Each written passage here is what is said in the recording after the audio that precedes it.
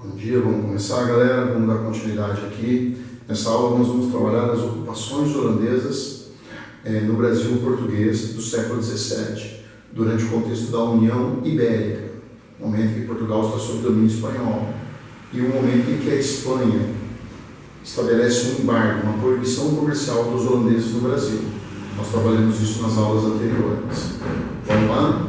Então é o seguinte, nós vamos destacar aqui, galera, que a ocupação holandesa, as ocupações holandesas entre 1630 e 1654 é uma tentativa dos holandeses de recuperar a relação comercial que havia entre eles, holandeses, e o Brasil português. Brasil português, Portugal, que durante a União Ibérica está sob o domínio político espanhol. E a Espanha, naquele momento, havia estabelecido o embargo, a proibição comercial. Nós trabalhamos isso nos áudios, nos vídeos, nas aulas anteriores. O que eu quero que vocês trabalhem aqui? Não se esqueçam que as ocupações holandesas foram organizadas, financiadas pela Companhia das Índias do Oeste, pela Companhia das Índias Ocidentais. Não é uma ocupação da Holanda, do governo holandês como país, mas da Companhia das Índias Ocidentais, companhia essa que é holandesa. Então podemos falar em ocupações holandesas. Em síntese, as ocupações holandesas, lideradas pela Companhia das Índias Ocidentais, é a Companhia das Índias Ocidentais tentando recuperar a relação comercial na região do Brasil português, do Brasil, que naquele momento está sob proibição, sob embargo dos espanhóis. Ok? Correto? O que eu quero que vocês tenham uma olhada, uma lida no conteúdo, na apostila de vocês sobre esse assunto. Destaquem que neste momento nós vamos ter, a partir de 1624, uma tentativa de ocupação fracassada. A Companhia das Índias Ocidentais, ela surge em 1621. Entre 21 e 24, essa companhia une capitais, investe, constrói e compra navios, contrata marinheiros, contrata soldados, mercenários, na preparação desta ocupação da área açucareira do Brasil português, para restabelecer essa relação comercial proibida pelos espanhóis, sob embargo da Espanha. Então, o que nós vamos trabalhar de uma maneira mais sintetizada para aprofundar o que mais nos interessa? Em 1624, nós temos uma primeira tentativa de ocupação, liderada pela Companhia das Índias Ocidentais, liderada pelos holandeses. Essa tentativa de ocupação tem como principal foco, principal centro, a Capitania Real da Bahia. Por isso que a gente destaca a cidade de Salvador, um dos principais portos exportadores do açúcar. E a Capitania Real da Bahia é uma das regiões que mais produz açúcar, junto com Pernambuco e outras áreas do atual Nordeste brasileiro. Se tentativa porque fracassou, porque tenta-se 24, mas são expulsos em 25. Nós temos aqui a expulsão. O que eu gosto de trabalhar com vocês? Se a Companhia das Índias Ocidentais tentou uma ocupação a partir da Capitania da Bahia, a partir de Salvador, mas foram expulsos em 25, é porque desde o primeiro momento eu vou ter uma forte resistência dos lusos brasileiros à presença holandesa, que se identifica como sendo uma invasão. A presença dos holandeses é observada por portugueses e por brasileiros como uma invasão holandesa ao Brasil. E não nos esqueçamos também que muitos desses holandeses são protestantes. Então estamos no século XVI, no auge das tensões religiosas entre católicos e protestantes. Apesar de que a maioria dos soldados que participam da ocupação holandesa, muitos são holandeses, mas muitos não são holandeses, porque nós estamos falando aqui de mercenários. Mas aos olhos dos usos brasileiros, católicos, é uma ocupação que vem de uma outra região, de um outro povo, correto? Aí é o seguinte, entre 1624, eu tenho uma tentativa de ocupação fracassada, são expulsos. A expulsão gera prejuízos à Companhia das Índias Ocidentais, porque é muito caro organizar essa ocupação, é muito caro ocupar. Ser expulso significa que o que eu investi não me trouxe retorno econômico. Então isso não deixa satisfeitos os acionistas da Companhia das Índias Ocidentais, que tem interesse na recuperação do comércio açucareiro, embargado pelos espanhóis. Entre 25 e 1630, teremos outras tentativas, também fracassadas. Mas a partir de 1630, essa ocupação passa a se efetivar. Consideramos isso porque a expulsão agora, ela só ocorrerá em 1654. Então, em termos de ocupação, o espaço de tempo é esse. Porque o que tivemos entre 24 e 25, em alguns momentos entre 25 e 30, são tentativas fracassadas de ocupação. Esta ocupação ela vai durar 24 anos. Estamos entre 30 e 54. Esse período de 30 a 54 é legal você dividir em 3 momentos históricos: 1630, 1637, início da ocupação e expansão da ocupação para várias áreas produtoras de açúcar no atual Nordeste brasileiro. Na época não era chamado de Nordeste, chamado de Norte do Brasil. É o atual Nordeste. Então, entre 1630 e 37, nós temos o início da ocupação e um processo de expansão da ocupação holandesa pelas áreas produtoras de açúcar no atual Nordeste brasileiro. De 37 a 1644, esse período chamado período nassoviano, é porque destacamos a figura de Maurício de Nassau. E será um momento auge da presença holandesa no Brasil, da ocupação holandesa no Brasil, 37, 44. No momento em que Nassau vai embora, 44, inicia-se aquilo que nós vamos chamar de insurreição pernambucana, a partir de 45. Nós vamos estudar que Nassau vai embora em 44, ele é demitido da Companhia das Índias Ocidentais e se retira do Brasil. E a partir de 45 até 54, entramos numa fase que chamamos de insurreição pernambucana. A fase da insurreição pernambucana 45-54 é o momento em que a Companhia das Índias Ocidentais e os holandeses serão expulsos do Brasil. Então, é o início de um processo de expulsão dos holandeses do Brasil português, que se consolida em 1654. Mas reparem que o processo de expulsão está entre 45 e 54. Está no espaço aqui de 9 anos, 44 e 54, um espaço de 10 anos. Então, é um período longo, a expulsão não foi de uma hora para outra, é um processo paulatino. Mesmo no processo de expulsão, nós vamos ver que os holandeses, em alguns momentos, inclusive, se expandiram para outras áreas. Então, basicamente, é essa aula que nós vamos ter nesse momento. Nós vamos estudar a ocupação holandesa, as ocupações holandesas entre 30 e 54, destacando esses 3 períodos.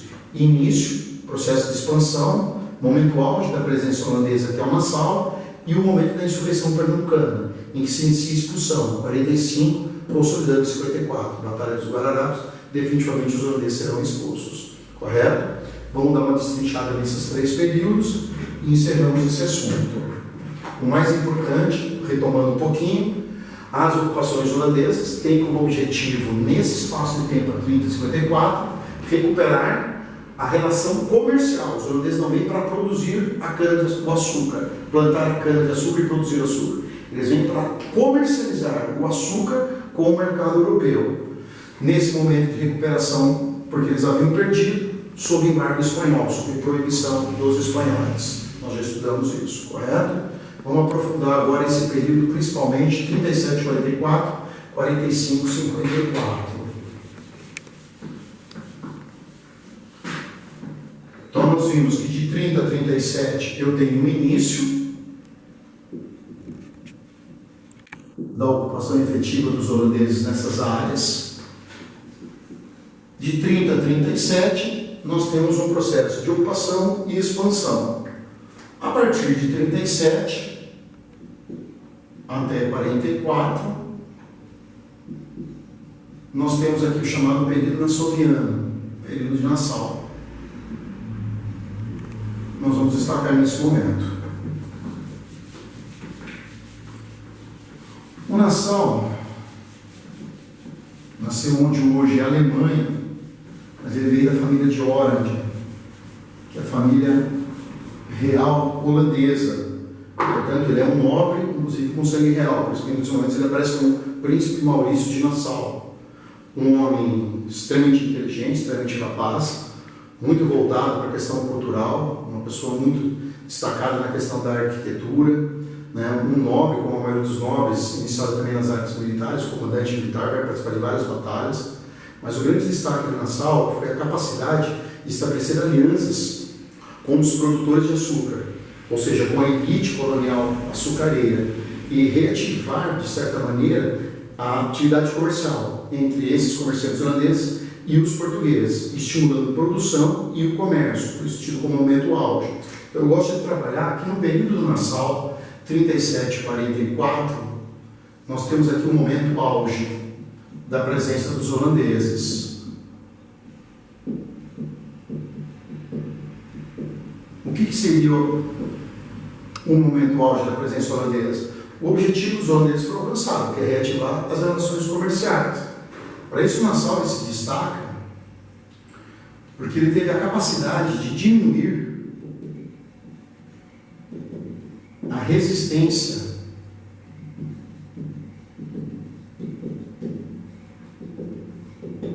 luso-brasileira.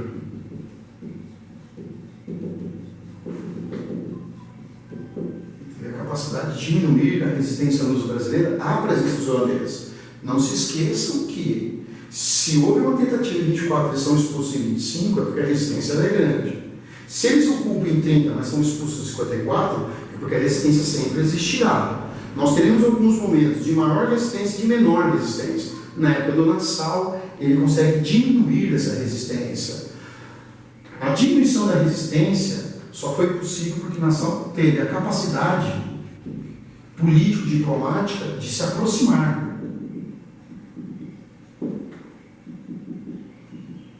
de setores da sociedade açucareira, principalmente dos produtores do açúcar, então lavradores, senhores de engenho. Essa aproximação de setores da sociedade açucareira, ela se dará de uma maneira econômica,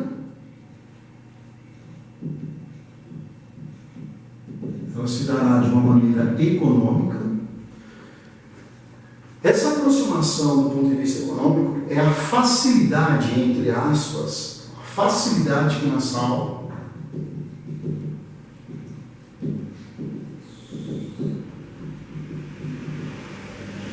oferece de crédito. Não nos esqueçamos que Maurício Nassau, ele passa a ser o governador da Nova Holanda, que são as áreas que os holandeses dominam no atual Nordeste brasileiro. Quando a gente fala Nordeste brasileiro, não é de ponta a ponta, do ponto de vista físico e geográfico, mas ocupando áreas onde você tem a produção açucareira, reativando a relação comercial. Nós já batemos esse papo. Nessas áreas onde há a presença dos holandeses, Maurício Nassau facilita créditos, não dele, mas de quem ele representa, que é a Companhia das Índias Ocidentais. Ele vem para ser o governador, né, da Nova Holanda, em nome da Companhia das Índias Ocidentais. O crédito que ele oferece é dos banqueiros que compõem a Companhia das Índias Ocidentais e que querem prestar esse dinheiro. O banqueiro empresta dinheiro, cobrando juros e lucrando, portanto, com isso. Então a gente percebe que a presença do Nassau aqui, ele oferece lucros a vários setores da companhia, desde os financiadores até aqueles que compram açúcar e o distribuem no mercado europeu, desde aqueles que praticam o tráfico negreiro entre a África e as áreas em que eles dominam. E até mesmo ele, Nassau, recebe um altíssimo salário e parte dos lucros dos saques, das pilhagens, do próprio comércio, do açúcar, do tráfico negreiro, Nassau vai ganhar muito dinheiro com a sua presença aqui e oferecer lucros aos acionistas da Companhia das Índias Ocidentais. Então, uma empreitada econômica, na verdade. O que nós vamos ter aqui? O Nassau facilita créditos para quem, nesse momento, tem interesse em estimular a produção açucareira. Ou seja, vai facilitar crédito para a produção açucareira. Senhores de engenho, que já tinham suas terras, suas moedas e escravos, recebem dinheiro para estimular ainda mais a produção. Lavradores que têm terras e escravos obtêm dinheiro para comprar uma moeda. Pessoas que não têm terra conseguem terras e dinheiro para comprar trabalhadores escravizados. Nós temos uma gama de situações aqui. O fato é, créditos emprestados pela Companhia das Índias Ocidentais têm como objetivo estimular a produção açucareira.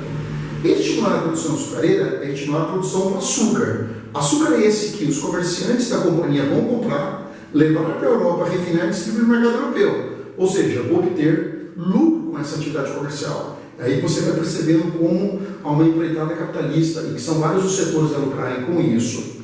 No momento em que a Nassau oferece facilidade de crédito a pessoas que querem produzir o açúcar, pessoas que produzem o açúcar e vão vender aos acionistas da Companhia das Índias Ocidentais, você está reativando a relação comercial. Se eu estou produzindo açúcar e vendendo açúcar para você, não me interessa a sua expulsão, me interessa a sua permanência.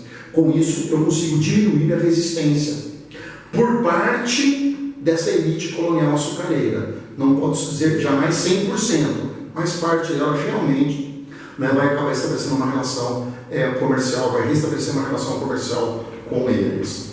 Outro fator importante que nós temos que destacar aqui é a Câmara dos Escabinos. A Câmara dos Escabinos, para alguns historiadores, é considerado o primeiro parlamento na América Portuguesa. A Câmara dos Escabinos é um local em que você pode, do ponto de vista político, negociar politicamente os interesses dos luso-brasileiros produtores de açúcar e os holandeses que estão aqui para comprar esse produto. Então, a Câmara dos Escabinos é um local de negociação política.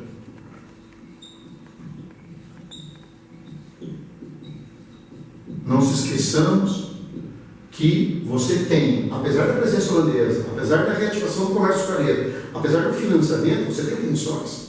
Temos tensões políticas, temos tensões religiosas. Como diminuir essas tensões? Na Câmara dos Escabinos, local em que sentamos, batemos o papo, negociamos e procuramos chegar a um consenso, a um interesse mútuo. Outro fator importante na época de Nassau, além da questão do financiamento, da Câmara dos Escabinos, é a questão de uma política de tolerância religiosa. Nassau é protestante, Nassau é calvinista. A maior parte das pessoas ligadas à Companhia das Índias Ocidentais, não todos, mas a maioria são protestantes. Os senhores de engenho, os lavradores, os produtores de açúcar, os luso-brasileiros, são católicos. Há uma tensão nesse momento entre católicos e protestantes. Há uma tensão. Essa tensão ela é diminuída por uma política de tolerância deles, protestantes, em relação aos católicos, mas obrigando os católicos a terem uma tolerância com a presença também protestante. Não nos esqueçamos também da grande presença de pessoas de origem judaica. Não podemos esquecer que tanto católicos como protestantes alimentam muitas vezes um sentimento antissemita. Há sempre aquela questão da tensão entre o cristianismo e a religião judaica. Se houver uma tensão religiosa, se potencializar um conflito entre católicos, protestantes e judeus, você não atinge o objetivo final, que são as relações comerciais. Então, nós estamos implantando uma política de tolerância de todas as partes. Com isso, eu consigo diminuir esse momento de conflito que na Europa está atingindo seu momento auge, que é o século XVII. Outro fator importante é que o Nassau, enquanto esteve presente aqui, não o Nassau, mas os holandeses, tem em Pernambuco, na capitania de Pernambuco, o seu principal centro. Depois a gente fala, as ocupações holandesas foram em Pernambuco. Na verdade, em Pernambuco, irradiando-se para outras regiões produtoras de açúcar, pelo que hoje chamamos Nordeste açucareiro. A capitania real da Bahia, Salvador, essa não está sob domínio. Então você pegaria ali da capitania da Bahia, indo em direção ao norte, abrangendo várias capitanias do que hoje é o Nordeste. Mas Pernambuco é o epicentro. Salvador é um dos principais portos exportadores de açúcar. Os holandeses não conseguem ter acesso a ele. Portanto, precisam, nesse momento, estimular a criação de um novo porto, fortalecer um novo porto exportador desse produto. E o local escolhido é Recife. Por isso que nós temos em Pernambuco, o principal centro da presença holandesa, mas não nos esqueçamos que de Pernambuco eles estão presentes em outras áreas, não é do que hoje é o Nordeste brasileiro, mas o epicentro é Pernambuco. Nós temos Olinda, mas é a partir de Recife que eu terei uma maior presença dos holandeses.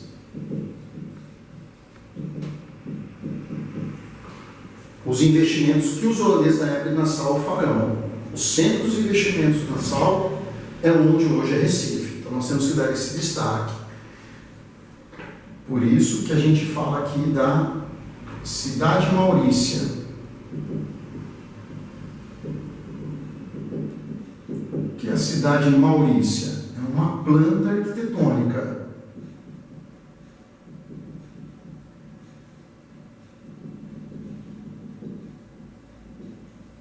É uma planta arquitetônica. Ou seja, a cidade maurícia, essa planta arquitetônica, eu diria que é uma cidade planejada. Então, vamos cuidado, porque a cidade do Recife, como nós conhecemos hoje, ela ainda não existe. O Recife é uma praia de pescadores, mas é um local ideal para se estabelecer um porto, para que eles, holandeses, possam enviar esse açúcar para a Europa. Então, essa região precisava de investimentos arquitetônicos. Então, daí você tem a planta da cidade Maurícia, encomendada pelo Maurício Nassau, da Europa para o Brasil. Ele, Nassau, é um cara que se destaca muito na questão da arquitetura. Ele sempre teve essa preocupação com a questão da arquitetura, muito voltada para a questão do planejamento, né, de uma cidade, você ocupá-la a partir de um plano previamente organizado. Mas também não podemos esquecer de outros investimentos feitos pelo Nassau. Que outros investimentos são esses? Nós temos que destacar aqui que o Nassau estimulou a vinda de pintores, botânicos, estimulou pintores luso-brasileiros aqui mesmo do Brasil, mas os pintores que são destacados muito aqui nos exercícios de vestibulares é Franz Post e Albert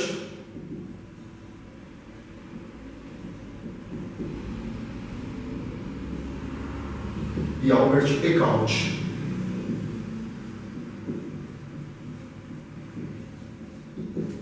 Franz Post e Albert Eckhout, não os únicos, mas a gente dá um destaque a eles. Então, deem uma olhadinha nas pinturas de Post e Eckhout, desde o momento que chegam até o momento que vão embora. As suas pinturas são muito usadas em exercício vestibular, para que o aluno tenha uma visão da paisagem, das pessoas, da botânica, da relação homem-natureza. Então, seria bem bacana você dar uma olhadinha nessas pinturas, as suas características, a presença dos nativos, da fauna e da flora, e a questão dos botânicos. A presença de botânicos seria o que hoje chamaríamos de biólogos, preocupados aqui com a pesquisa da fauna e flora. Então, quando falamos botânicos, nós estamos mais ou menos trazendo uma realidade dos dias de hoje. Nós estamos, nesse momento, tendo a chegada de naturalistas, que vêm para estudar a fauna e a flora local dessa região que é o atual Nordeste brasileiro. Portanto, quando a gente estuda Nassau, do ponto de vista político, ao aproximar-se dos produtores do açúcar, diminuindo a resistência, ele torna mais eficiente a presença holandesa naquilo que se propõe, que é a reativação das relações comerciais. Além disso, com sua política de tolerância, com sua política de negociação política na Câmara dos Escabinos, os investimentos feitos por ele na região do Recife, do ponto de vista arquitetônico, a vinda de pintores, a vinda de botânicos, cria na época de Nassau uma situação muito diferente de períodos anteriores e posteriores. Por isso, Nassau é considerado, em termos de qualidade, também uma coisa bastante diferente. Bacana? Aí depois nós vamos retomar aqui um pouquinho Nassau, concluir o seu período, explicar o porquê do seu retorno, o porquê da sua saída e o que isso gera como consequência, que é a chamada insurreição pernambucana, momento em que os holandeses serão expulsos entre o período ali de 45 e 54.